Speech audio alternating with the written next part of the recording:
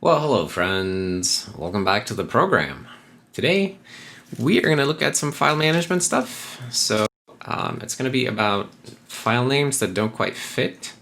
So for example, if we go to /bin here and we look at audio.menuapplet, we can see that the file name doesn't fit in the icon view, so it just ends in a ...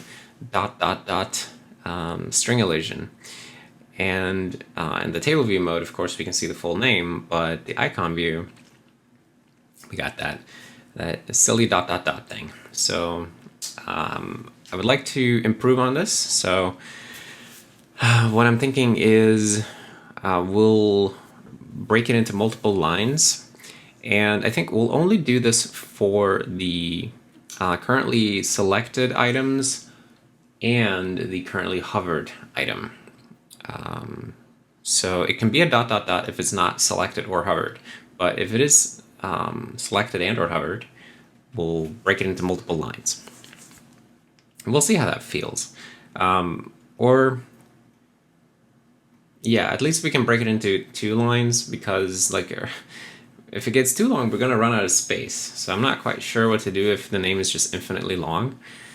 I think maybe then we don't have much of a choice, but we could at least break it into 2 lines. So let's try to do something for that. So we'll go in icon view and let's look how we draw text here. No. How do we paint icon view? So for each item intersecting rect, and then we give it the clip rect of the painter. So this is just to avoid painting items that are outside of the view. That's a nice optimization. I think Tom did this. Anyway, draw item text. Okay, so factored into a nice function. That's very cool. So we have that here in, where's that? Abstract view? Okay.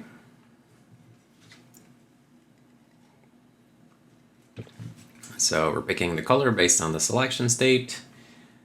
And then is the highlight search, that's fine. The normal path is here. Okay, so we're just doing a draw text into a text rect. But there's no wrapping that occurs here. So I think for the icon view situation, we're gonna have to do something specifically in icon view.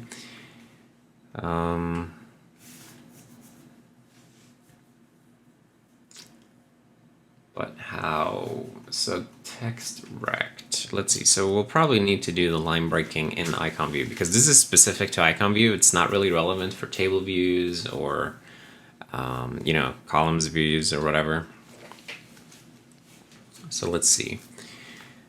First we need to measure the width of the text. So let's see.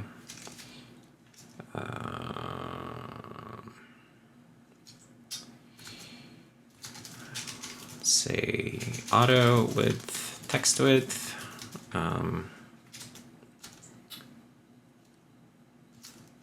Is our, or we should get the font first of all. Font for index, item data index. Okay, then we have our font. Great. And then we can ask the font, how wide would the text be? So that would be the item text to string. So now we have the item text in pixels, I think. Yeah, it's unused, so it's fine. Okay, so if text width less than or equal to item data text rect width, then we can do it the old-fashioned way. That's fine. It fits in the rect. Otherwise, item text does not would not fit. Item text rect. Let's break it up into lines, right? So then what do we want to do? I guess we'll start by just verifying that I have the right idea here. But essentially we want to see how much we can fit on the first line and then put the rest on the second line. Yeah, so now this one is missing the text here. Also, this text rect that we highlight is going to have to change. So we probably need to do this computation earlier. Where do we do the background? Is that in draw item text?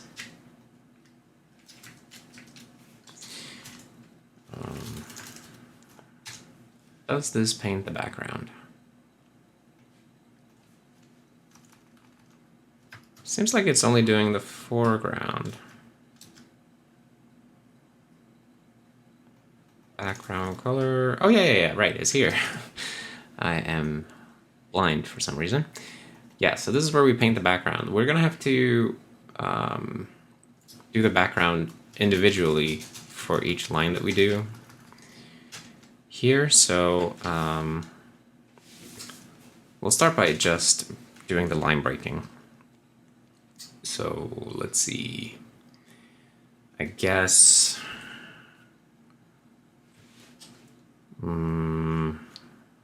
we can iterate the characters until we hit a line and then we break. Okay. So do something like this. Lines. Well, we don't need that many. And then item data. We should probably cache this as a string somewhere. Item text. Text is, if we're going to keep referring to it, we don't want to call toString over and over, because that would be silly. Okay, and then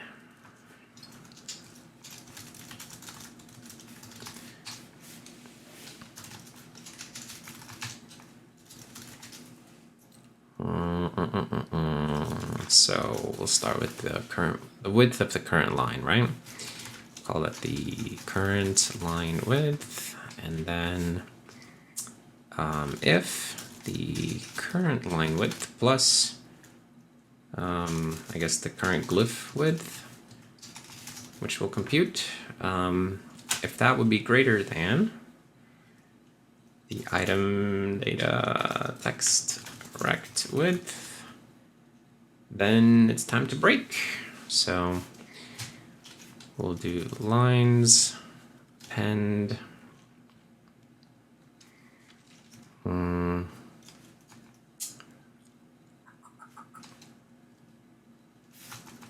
track where the line started. Current line start. Text substring view.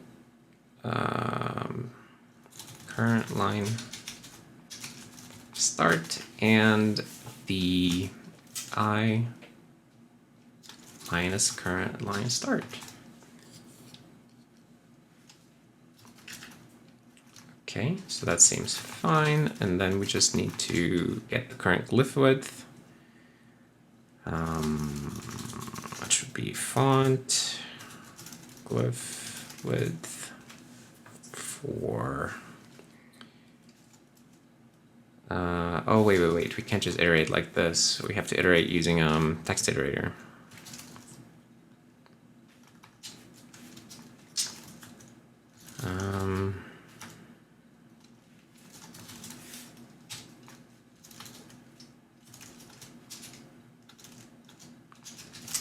Code point in UTF-8 here.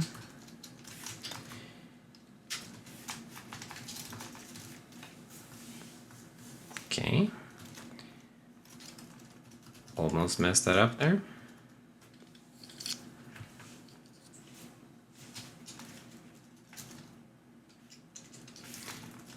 Wait, how does this work again? Oh, it's been a while since I was working with this iterator. We'll have to do it this way, I think, because we need to take offsets into this thing.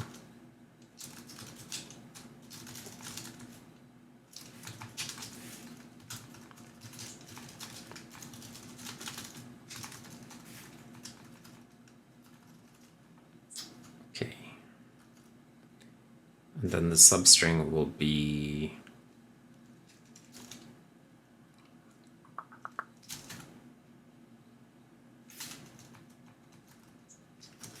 There's some API that gives you a offset, byte offset of iterator.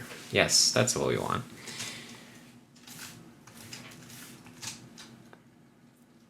And then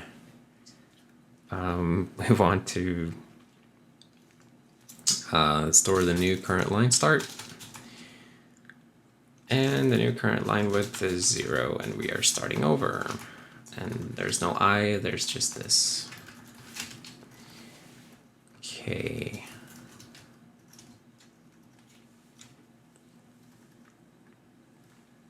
And then I guess we can maybe print out the lines we come up with.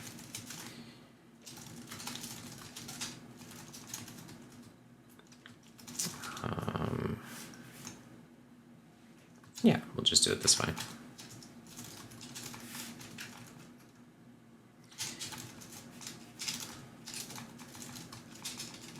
Just some separator. Okay, there we go. I feel like we're forgetting the tail here.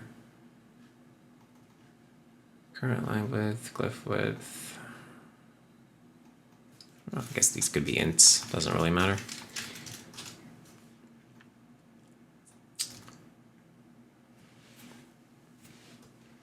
Just want to make sure that we're breaking this correctly.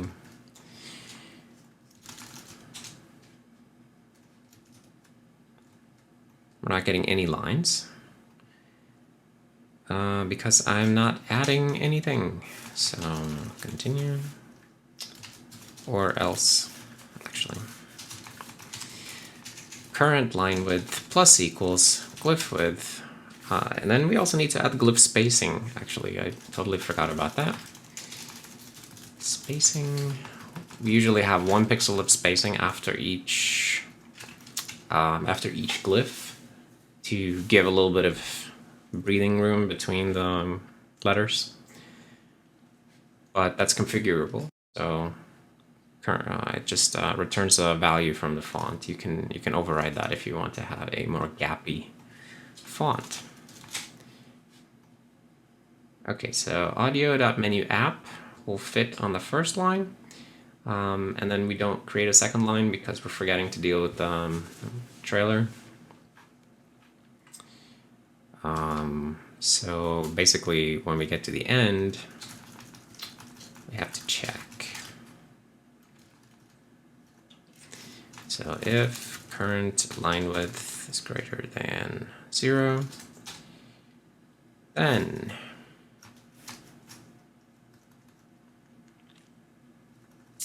we add one last line.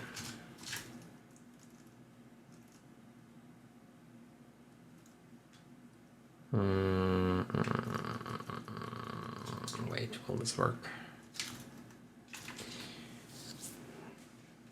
Will this work? Can I take the byte offset, the end iterator?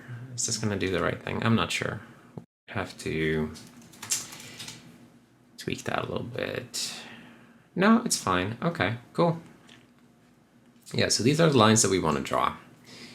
So basically, we just go through the characters one by one, and when we have enough characters to fill up a line, then we just break the line.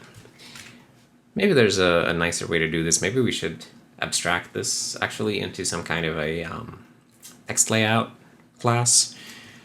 But right now, I'm not really going to do that. But it might be a good idea for the future, because this sort of thing is not uncommon in GUI code, that you would want to do line breaking.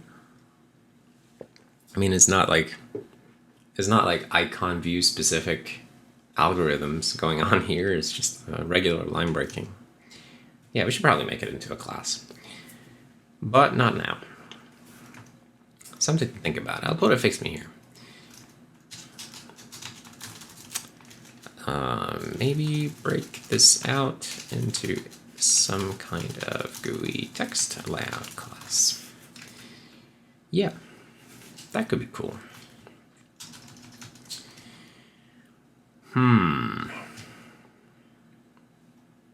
Okay, so we have our strings and we know where to start putting the first one. So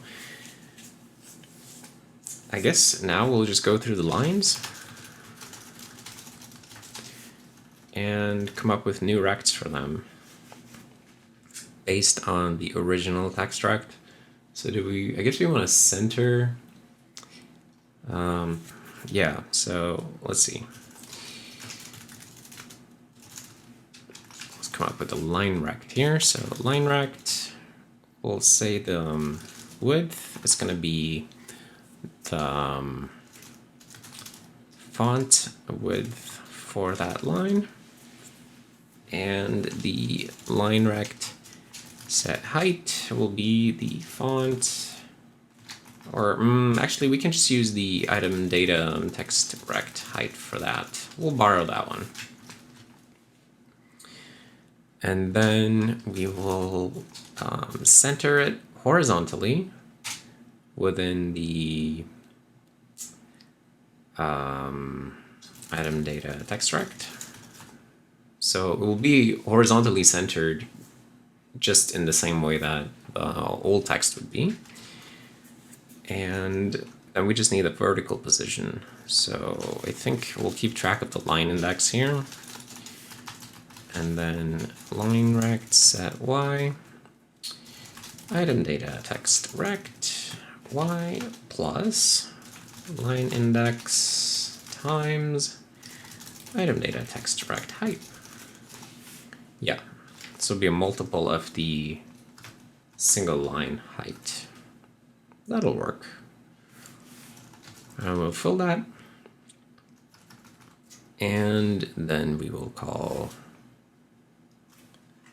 the draw item text as well. So let's see. Line rect. So now they will be centered, but I think maybe that's going to be okay. Line. I'll just put font.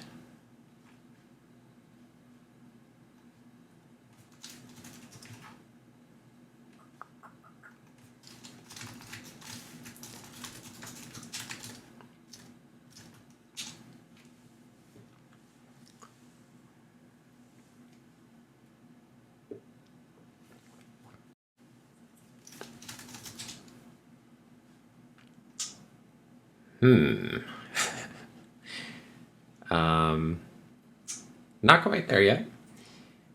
So I feel like we are not updating the line index.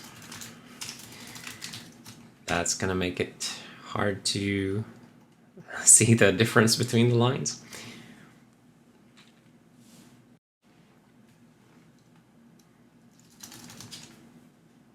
And there we go. Look at that. It's quite nice. I mean, it's not the most beautiful thing in the universe, but it looks pretty neat. And this guy stops a little too early. So there's a bug there. Keyboard mapper. Yeah, so like I was saying, I only want to do this when it's actually selected. So we don't want to be showing them like this always because it looks kind of goofy. But when you select or hover, we can do it. So let's see. So if it, now the condition is simply like, if the text width, if it fits, then we draw it the old way. But we should draw it the old way if it fits, or if it's not hovered or selected. So do we have that information here? Item data, what do we know about the item? I don't remember what's in that struct, so I'm gonna have to go and look at it. So let's see. We have selected. That's cool. And we know the index, so we can check if it's hovered. Cool. Selected, or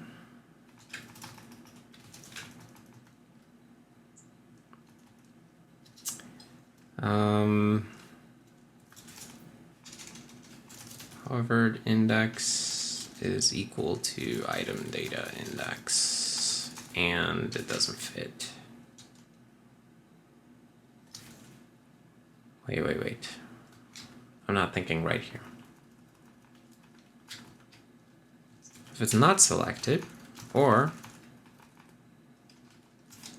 if it's not hovered, yeah, right. My Boolean logic here is not right.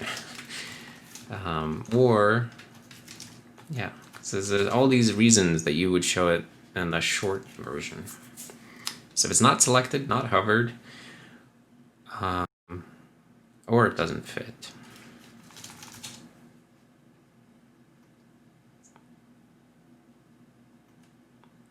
Oh, wait. It shouldn't have to be both hovered and selected. It looks a little bit goofy when that happens, but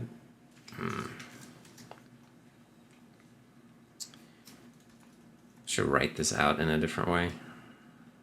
I'm gonna reverse these conditions because I feel like it's easier to work with. If it's selected, or if it's hovered, or if the text width is greater than what fits. Yeah. No, wait. It's not or here. So if it's one of these conditions, and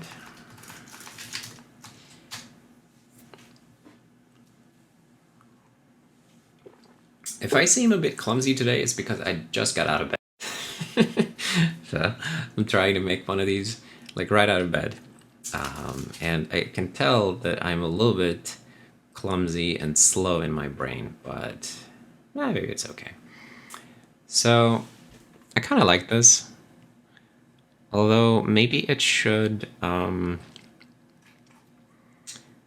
is weird that it moves a little bit when you do this, but at the same time, I sort of understand why it happens.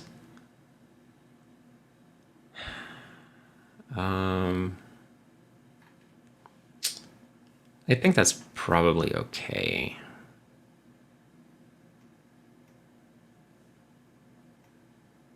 Selected ones retain it. Yeah. So the fact that they stay that way when they're selected, I like that. That looks cool.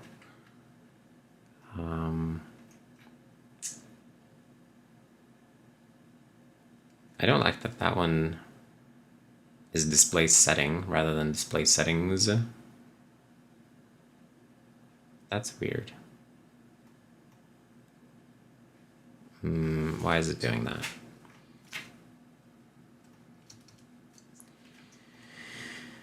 I guess we should have kept that. Let's see. Let's do this loop here a little bit differently. So I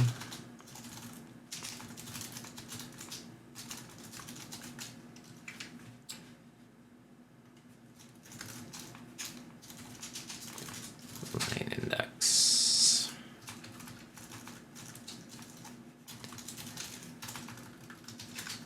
And then we can simply print out what we're drawing.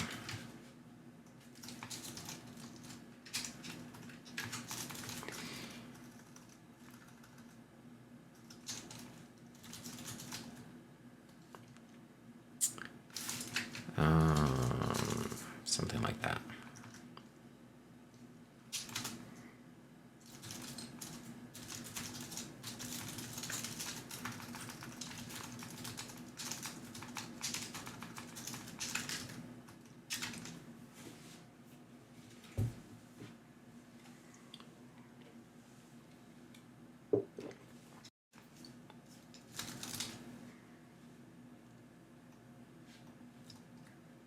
So these are beautiful, but what about display settings? Where did you go? Here.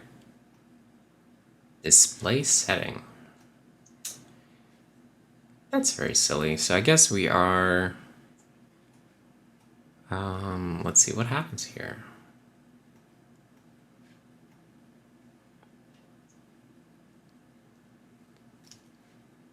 We, is it that?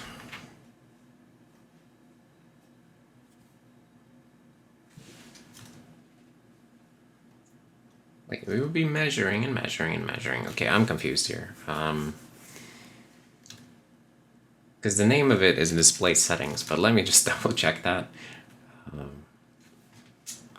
Because now I feel suspicious, but yeah, display settings, right, yeah. So, this type of stuff, not ideal for morning things, off by ones. But off by ones are a reality of programming, so we're gonna have to deal with it.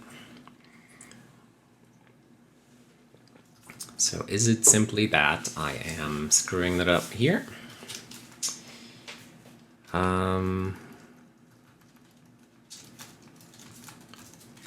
Trailer, or here, add a normal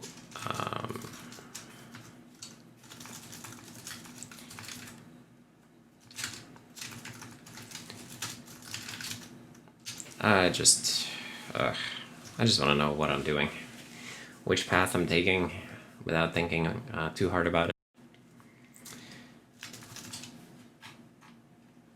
Yeah, display setting. All right, so that's this path right here. So the current line start is going to be 0, and wait, what does this mean? This means that the adding the next glyph would cause us to grow wider than the available space. And so we take what we have currently and then append it.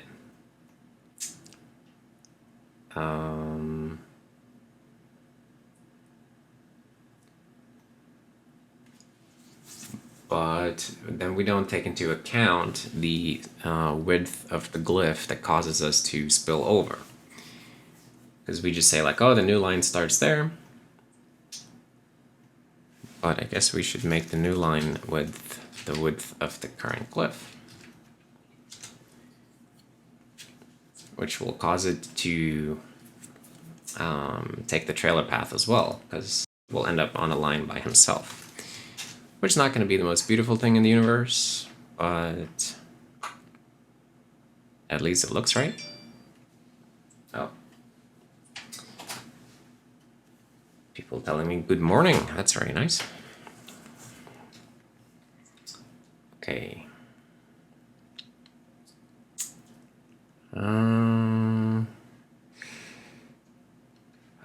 Okay, so that's good. Let's... Yeah, this jank here where like it glitches back and forth a bit. That's something that we could definitely do better. Also, wait, what the heck? Did I actually run the disk benchmark by clicking on it? I didn't mean to do that. Yeah, so the jank that happens when you go in and out of that state, that's something that we could probably improve on, but I'm not going to do that in this patch. I'm going to be happy with it the way that it is because I think it's okay. Now, the main thing to check next is just do something sane when when a file name is crazy long. So, foo, like this, right? Like if it goes on for way too long. I'm not sure that this is the behavior that we want. Although I guess maybe for the hovered one, that's interesting. So here, would we actually want to show the full name when you hover? Not for selected necessarily. I mean, obviously it should go over this one. I think maybe only for hover. I'll have to think about that one. I'm not going to commit to anything right now, but it's an interesting problem. So I think what we'll do right now is that we will cap it to, we'll cap it to 2 lines, I think. So we'll say here, if lines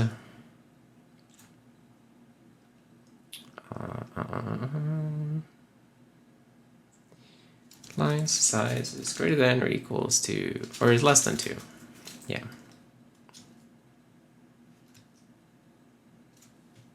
Right. Maybe we should do that here. But if we cap the 2 here, then we'll still add the trailer and get a 3rd. Maybe that's what we want then.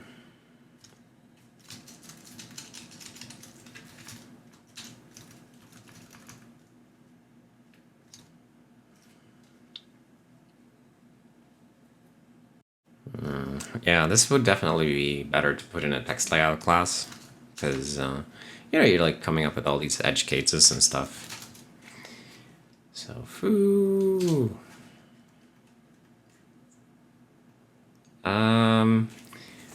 That's not exactly what I wanted either. So I mean, now it's capped at 2 lines, but we wanna cap the width of that 2nd line as well.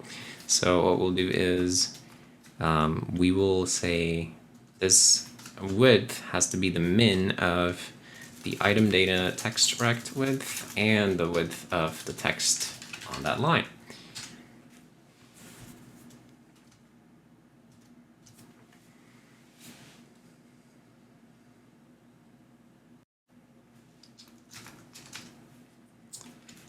Maybe I can just make a file here.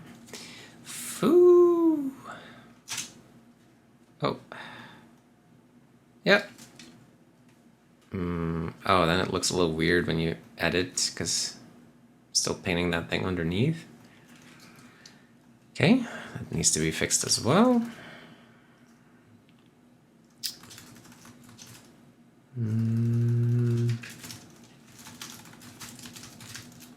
So we'll make something here just so that it shows up. And then, is this in the item data class maybe?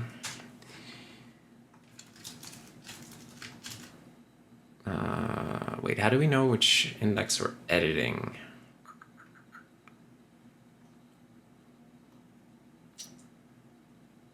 So if we're editing it, we shouldn't be doing this. And item data index.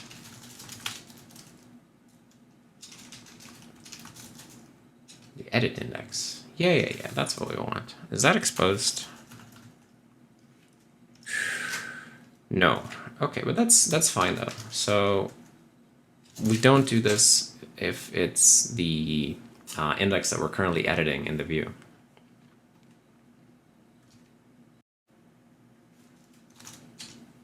So here, oof, yeah. So when you edit, bring up the editor, then it pops out of that mode. I think that's beautiful. Oh,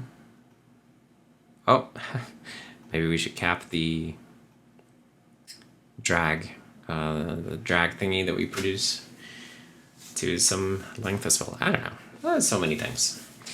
Anyway, I think we've done enough here, so I'm gonna go ahead and turn this into a commit. libgui.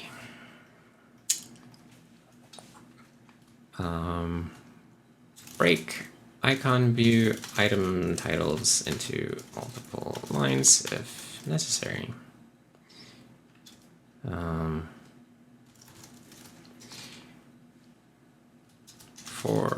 This is very useful when, this is nice when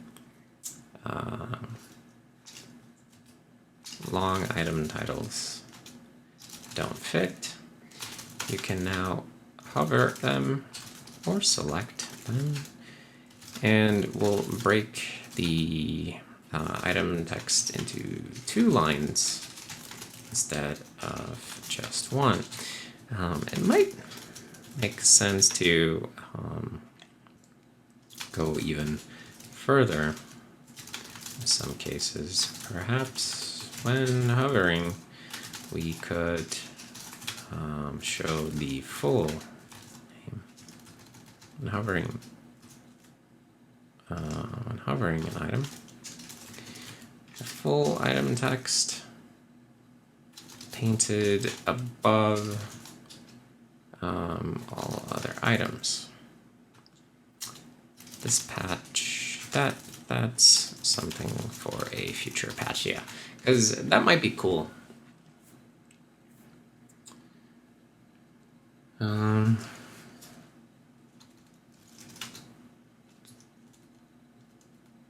I was looking into 2 lines because it's not more than 2 yet.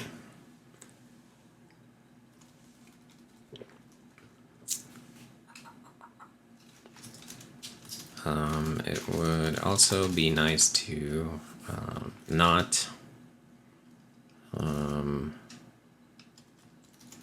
for if the text didn't jump back and forth, going in out of this mode.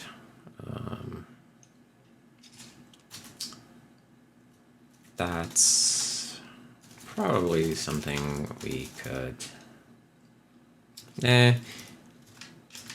also for a future patch. Yeah, because that's like that would be a nice level of polish, I think, if we could go to a point where the text doesn't jump when you do that. So essentially what we would have to do in that case is that we would keep the exposition, wherever the exposition of the first text struct is when we have the ... ellipsis, we would have to keep that exposition and then fill out whatever we can over the ...